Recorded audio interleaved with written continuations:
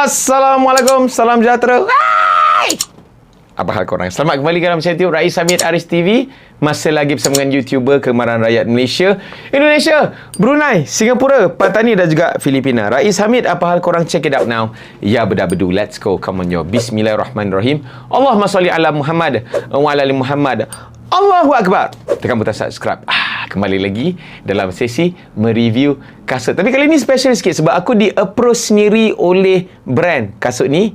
Jumpa kat kedai kopi je. Sebab aku kan terpaling Hyrox. Jadi diorang nak aku cuba diorang punya kasut ni yang katanya sesuai untuk Hyrox. Brand apa? 361 Degree. Model yang mana? Inilah dia. Elios.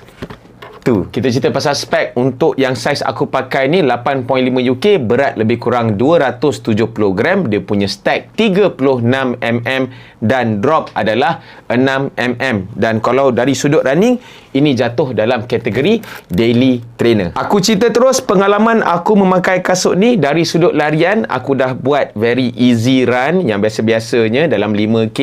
Kasut ni memang sedap dipakai, tambah-tambah kalau korang ni kategori beginner runner. Sebab apa? First, dia punya bahagian upper, jacket dia memang sangat selesa, breathable. Bahagian padding dekat dalam ni memang sangat-sangat selesa, tak adalah isu panas ke ataupun melecet ke. And then dia punya tang pun sangat-sangat gebu And then dia punya midsole. Okay, midsole ni aku suka sebab sekarang ni kan semua nak berlumba-lumba buat stack height yang tinggi, 40, 50, 70. Tapi ni dia punya stack height dia tak lebih pun daripada yang undang-undang World Marathon kan, which is tak lebih 40.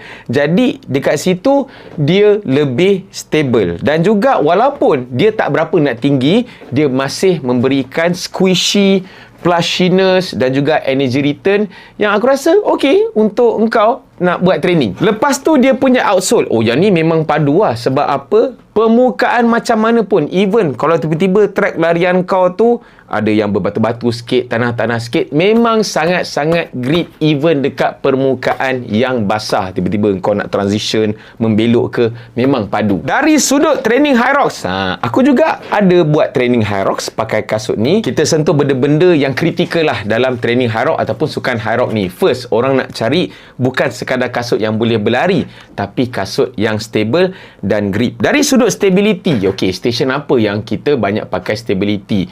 Burpee broad jump, sandbag lunges dan juga wall ball. Sebab ada sekali tu world champion pun kasut dia tak boleh support stability sampai buka kasut masa nak buat wall ball. So untuk kasut ni memang tak ada masalah langsung. Sebab apa? Kau tengok dia punya geometri pun very wide. Untuk korang yang kaki wide pun memang kena dengan kasut ni. Aku buat lunges, aku buat wall ball, aku buat BBJ lompat jauh 3 meter ni pun memang sangat-sangat stabil. Kau landing tu melekat. Tak ada istilah tiba-tiba kau wobbly ke, tak ada. Memang kau landing memang cantik. Walaupun kau buat lunges tu pergi satu kaki tu pun memang ngam. Dari sudut traction, yes, dia bila orang nak beli kasut Hyrox ni, first orang consider pasal grip. Sebab ada dua station yang memerlukan memang kaki kau, kasut kau ni memang grip. Sebab kau kena tolak sled tu yang berat dan juga tarik balik sled tu pun sangat-sangatlah berat. Bila aku training untuk kategori open, nak tolak sled tu 152 kilo,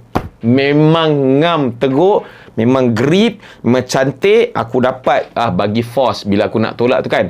And then bila aku tarik pula sled tu 102 kilo, melekat kaki aku bila tarik tu, tak ada masalah tergelincir. Namun aku ni kan pro athlete, jadi aku juga ada training untuk kategori pro, which is kalau sled push kena tolak 202 kilo. Minta maaf, sorry tak boleh support sangat. Dia boleh kau nak tolak tu, tapi dia ada satu masa dia tu tiba-tiba kau akan rasa dia macam ke belakang, macam dia tergelincir sikit. Tapi bila engkau nak tarik balik sled pull, kalau berat pro 152 kilo, yang tu tak ada masalah.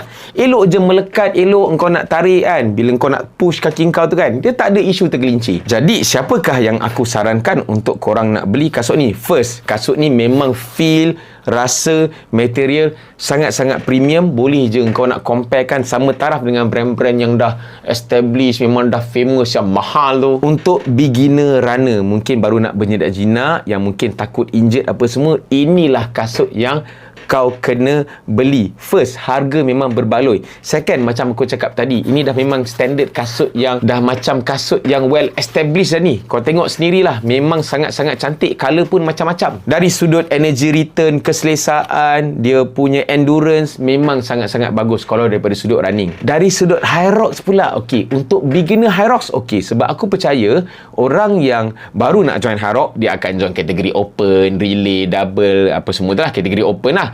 Tapi kalau yang Men's Pro ni mungkin tak sesuai sangat. Mungkin ada kasut lain yang lebih sesuai. Tapi kalau beginner Hyrox, ini adalah salah satu kasut yang aku strongly suggest untuk korang dapatkan. Lagi sekali shout out untuk 361 Degree Malaysia sebab memberi kepercayaan kepada aku untuk aku test kasut ni untuk nak buat Hyrox. Thank you so much. Kalau korang suka dengan video ni, bolehlah share. Kalau ada sebarang komen, boleh komen kat bawah. Jangan lupa untuk tekan butang like, butang subscribe dan juga butang loceng untuk notification video-video daripada Channel YouTube Rais Hamid selepas ini. InsyaAllah, semoga semuanya dimurahkan rezeki, dipermudah urusan. Jumpa lagi dalam next video. Assalamualaikum. Bye-bye. See ya. Elias tadi. Siapa dah Elias? Oh, Elias Ghazali.